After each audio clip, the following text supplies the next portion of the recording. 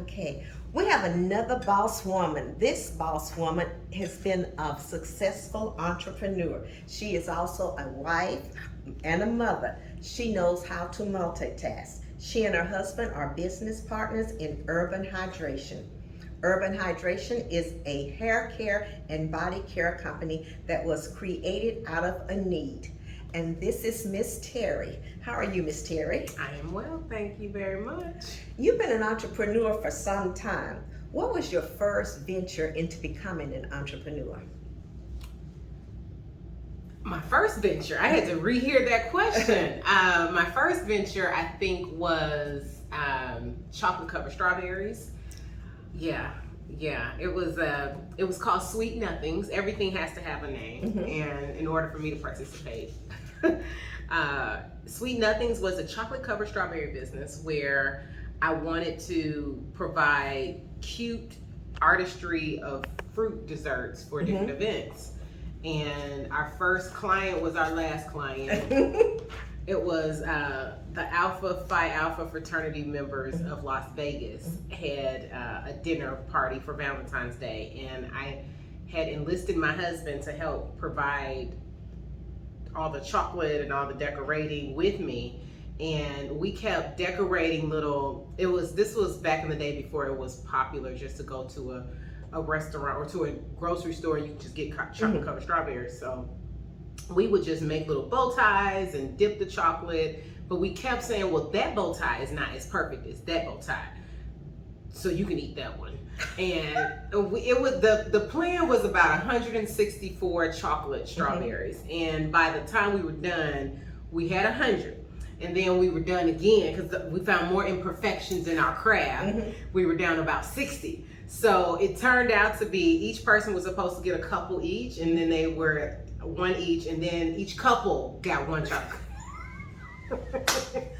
We were out of business as soon as we started that business. We went, we will never find any perfection in our craft here because we're going to eat everything we make. That was our first business venture, and like I said, it started when it ended. I think a lot of people, they start out having something, and then as they go on, like, well, no, we're not gonna make anything out of this one. So you learn, and then you got good candy too. I got good candy. That's what it was about. I personally think entrepreneurs, the successful ones, are born. I don't think they're created. What do you think? I think you have to have a spirit to do it. I think a lot of people are smart enough to do it. But it's something that I think it's born in you, because you said you started with that business and then you went to something else. And I hear successful people, even the Mark Cubans, that say, well, I did this and then I thought about this and I went on, and they never really wanted to work for somebody. Well, I'm a big believer in namesake, and my name's Psyche, Psyche Vivia Terry. Psychelia actually is my full name. Psyche is spirit, and Leah is gentle and giver of. And when I learned that, I immediately had to change my ways, because I was not a gentle spirit, and I wasn't a giver, and I was spirit, all right. That was about all I had of that. And I thought, how can I change me? How can I change what I give, what I leave? Really, it's more what I leave in the world. And I guess to your point of being born as an entrepreneur, my best effort was to give gently business and skill set. And my skill set was being a better maker and helping things be better. Not a creator, because I think, to your point, people are born something. And I think there are people that are born to create. And I've shared this with people. Some people are born to be number twos. And those number twos sometimes are not elevated, right? They believe they're born, they believe in their heart they're born to be a 10. And I'm thinking, no, you're a 2. And ones can't be ones without 2s, right? We need you. We need people. We need help. And a lot of the reason is because ones are split off. And, if one is split, it's half.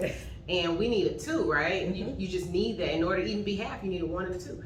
So I think that you're definitely created and born to be what you're created and born to be. And with Psyche, giver of, and my middle name is Life, when I realized that Viva is how can I give life? And I thought best to lean back into my experiences and give from those experiences, which for me, in all honesty, was dryness and wanting to be better. That better maker comes from not thinking I was enough initially for years in my life and being told I wasn't enough, and working so hard undercover trying to become enough, and realizing that there's so many other people in the world that dealt with everything I dealt with and could use all the tips and tricks of being better and being made better. When I learned, by the way, I'm just enough. I'm more than enough. I'm created enough. And when we work for better, we're working to do even more with what we've been given. Okay. And this wasn't even on my thing to ask you, but since you said about your name, did you intentionally name your children so that their names would mean something? I was always fascinated about names when I taught school, and I would always ask the kids, especially if they had like a Muslim name or if they had a name, and I'll always remember Vincent Longtime Sleeping. I will remember him forever. And I looked at him and I looked at the name and I said, you know they're gonna laugh. I said, do you know what it means? And he was Native American, and I don't remember what he said, and they laughed, and then he went through this lineage about what it meant. And everybody wanted to know what their name meant. And I remember being tickled. I was like, Jones, probably nothing. But no, I'm sure it's something. But you know, that was it. So did you intentionally name your children something? Well, I love that, the thought around Jones. So Terry sounds like, I was thinking Terry Cloth. I was just like, man, you see Johnson and it's probably a beauty company or a TV company. And Terry, what is that? But Terry, my last name, that came from my husband. I wasn't a Terry before. I was a worker before, which was Smith, right? That's worker. So Terry is leader of the people. So it was very important to me to be focused on how we named our firstborn, which was a boy. We named him after his father, Vantoba. And so Psyche is Greek. Vantoba is German. And it's of the good. And my husband is of the good, and I'm giver of spirit and life. And we're just like, we're here to give good spirit and life gently, and be leader of the people while we're doing that. So we named our first the same, and Jeremiah, our second, is builder of. God builds up and God remembers. And our daughter is Faith, and she's just wrapped up in that.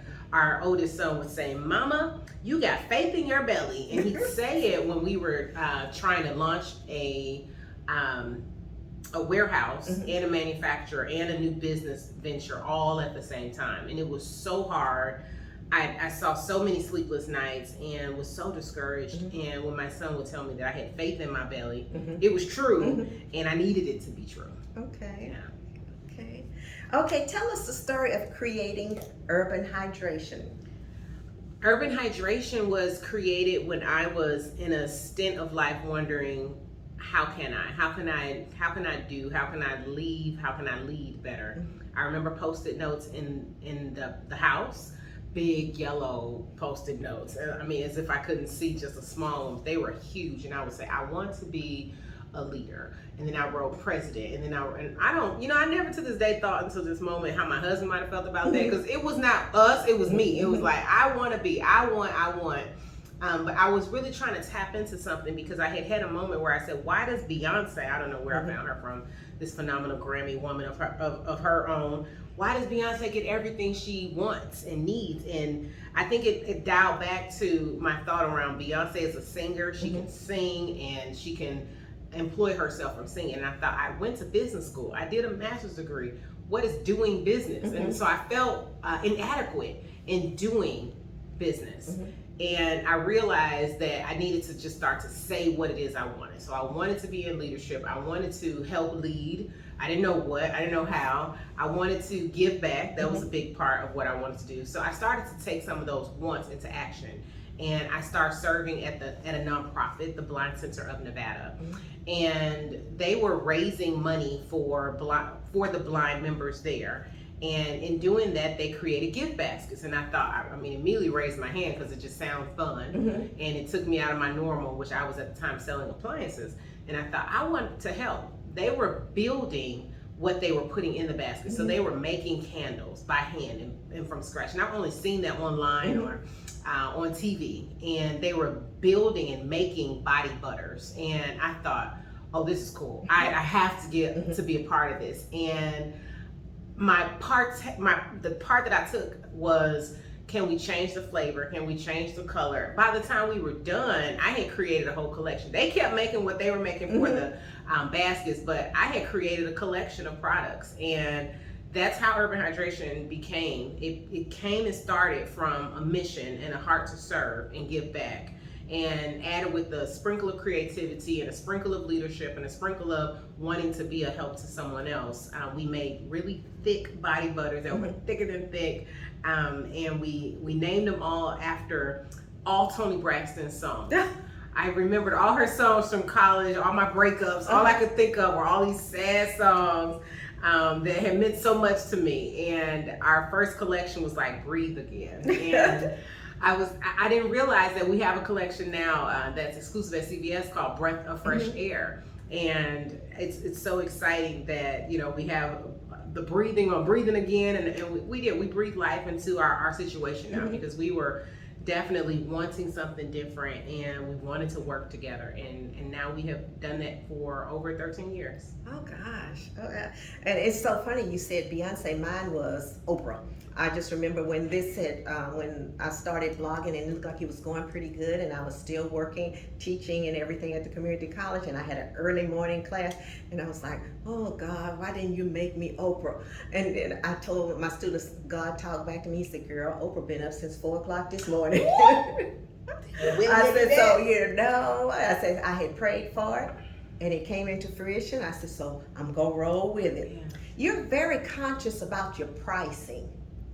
Can you tell us, because you go somewhere and they'll tell you a little bit of tube or something that's going to cost X amount of money, which you really want, but for the masses, unless somebody gives it to them, they're not going to buy that, and they want a good product that's going to do what it says it does. And I was really interested when you said you're very conscious about your pricing. Absolutely conscious about my pricing and my ingredients. Those two go hand in hand for me.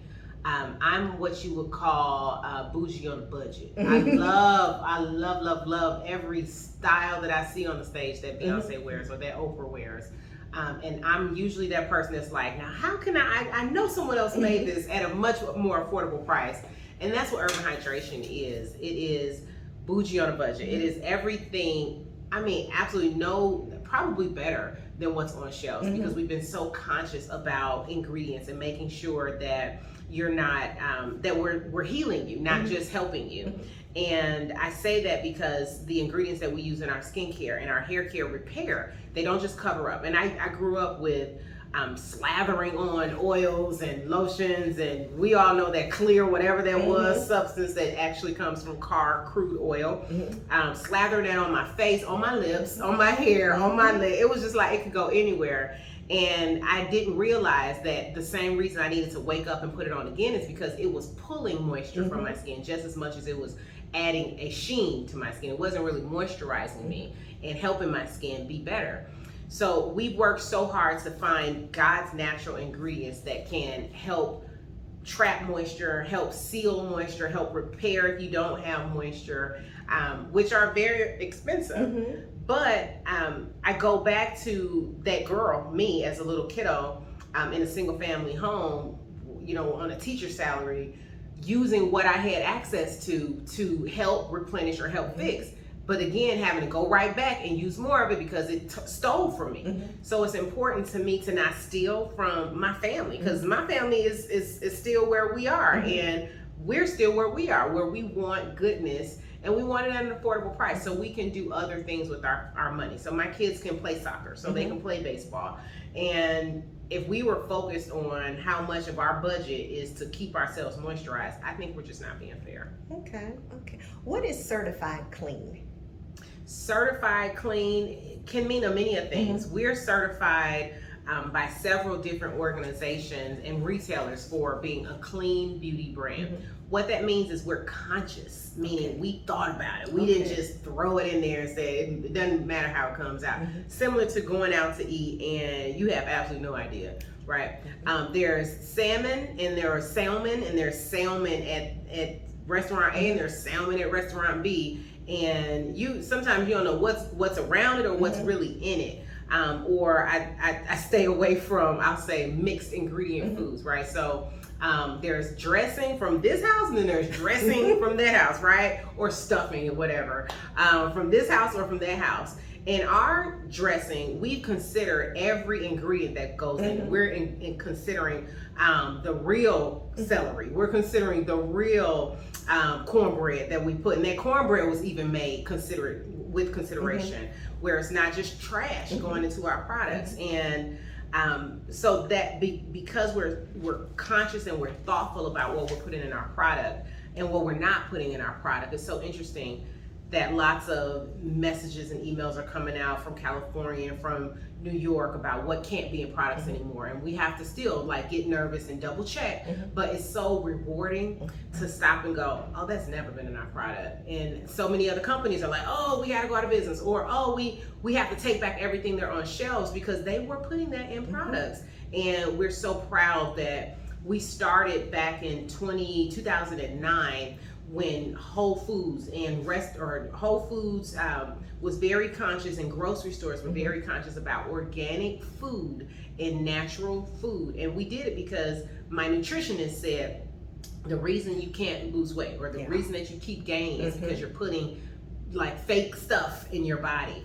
And that was the right away trigger for me to say, if we're going to make products, we're not going to put fake things, things that make fake suds, or things that make fake brighteners on your skin. We're going to make everything, again, from the earth, and use them for different issues that we have. So that's how we got certified clean, or certified clean beauty, is that we focused on the way the food industry did things back in the day when no GMO was a big deal. That was a storyline that we bought into before it was, I guess it was before it was popular. We were already doing that. Yeah, you would have been talking to my class, because I used to always tell them, I said, you're eating, what I tell them, mutant chickens. And they would go, why do you say that? I said, because everybody has wings. The chicken only has two. So where's the rest of the chicken? This is so true and gross.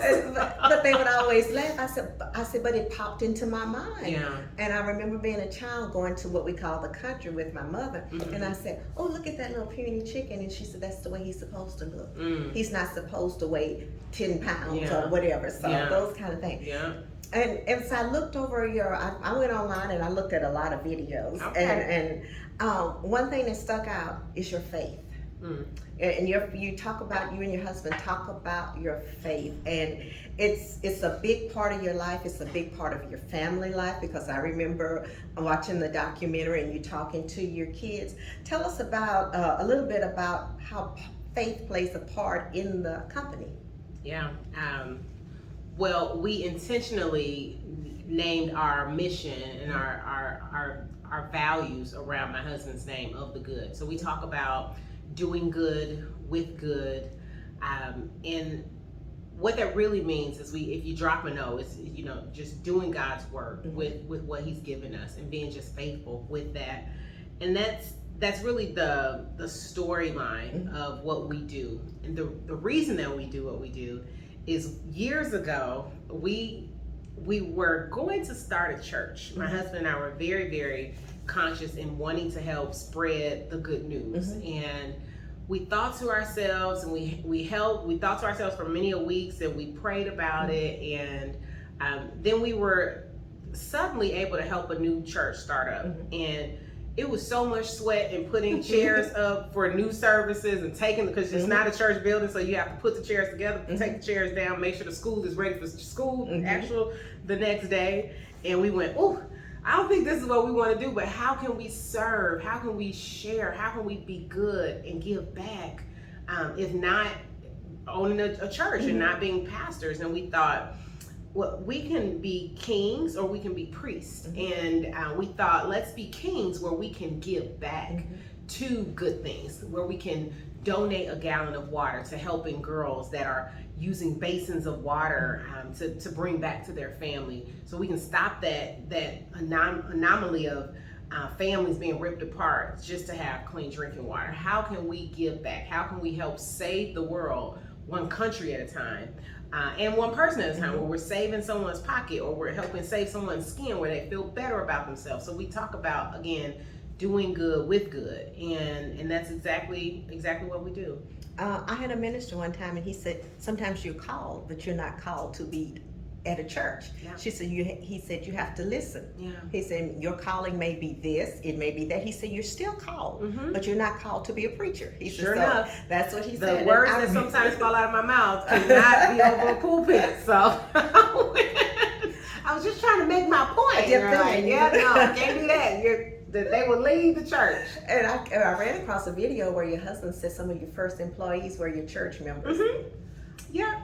And it's beautiful. Honestly, we've had times when we pray with employees, or we've helped bring an employee to Christ, and or an employee that came to us was a pastor, mm-hmm. and was out of work, like out of full-time work, because they weren't a full-time pastor, and they left working with us and were able to like pick up work and just change their whole like income mm-hmm. opportunity in life. And it's so beautiful that we've got such a great blessing over mm-hmm. our business. Years ago when we first started the company, I was not so sure, because I had just had our little baby, and it was more like taking an idea from a nonprofit that had built a couple scrubs and a couple body butters and candles, and saying, okay, I'm going to take this and pitch it to the rest of the world. Mm-hmm. And it was a lot of fear in that. And I just remember just being at my desk and having my then not even 1-year-old rolling around on the ground and hearing God say, I gave you skincare. Mm-hmm. And the funniest thing is, we never knew what skincare meant. Mm-hmm. We were making body products. We were making bubble baths mm-hmm. and salt soaks and sugar scrubs. And I'm like, that's skincare. And this was back in the very, very beginning. We started as with the body butters that they had mm-hmm. created and salt scrubs that they had created. And we thought that was skincare. So I was so excited to put skincare up. And when we finally started getting into mass retail some 10 years later, they were like, skincare is anything that goes on the face. Mm-hmm. Body care is anything that goes on the body. And I went, we got a whole nother area we need to go do, because clearly we haven't been in our ministry. And it's so crazy that skincare for us, actual skin products mm-hmm. for the face, has grown so big for us. It's surpassed all the body oils or body products that we had once made and that we do make. It's been such a great business for us. Okay. And I do know that you give back, and you give back to an organization called Water is Life. Mm-hmm. Could you tell us a little bit about that? Yeah, Water is Life is a fantastically run organization that we picked from several. There were tons of nonprofits that we could support. We chose to support Water is Life based on the way they ran their funds mm-hmm. and the way they ran their business. They don't take any donations as income mm-hmm. or revenue. They use every dollar to go back into the community. And it helped us feel safe that when we donate, we're donating to the cause. Mm-hmm. And Water is Life has helped Flint, Michigan, Puerto Rico, Ghana, and as well as Kenya. And we partner with them with Kenyan water projects. We've helped and been responsible for full-on wells, like where they're like, well, let us know when the money's coming because we're ready to drill. And they've drilled, and to know and see, the community that's working hard, right, to get water into their community. Mm-hmm. Watching that first gush of water come mm-hmm. out of the well, knowing that our funds as a total collaboration, we're responsible for that, has changed my life. I realized that families have moved closer to that water resource because they don't have to drive or travel far for water if they live near it. I realized that medical resources have come closer, schools have come closer to that water resource. So their families and children likely born from the efforts of mm-hmm. urban hydration and Water is Life that I probably would never know of, and even after I pass away. It seems like a really one that I never thought about. I don't think people think about water. Yeah. Over here, everybody has their favorite bottled water, whatever, and so we just don't think about water. We leave the water running, and we just keep on. We have to water our yard. We have to water our front yard and so forth.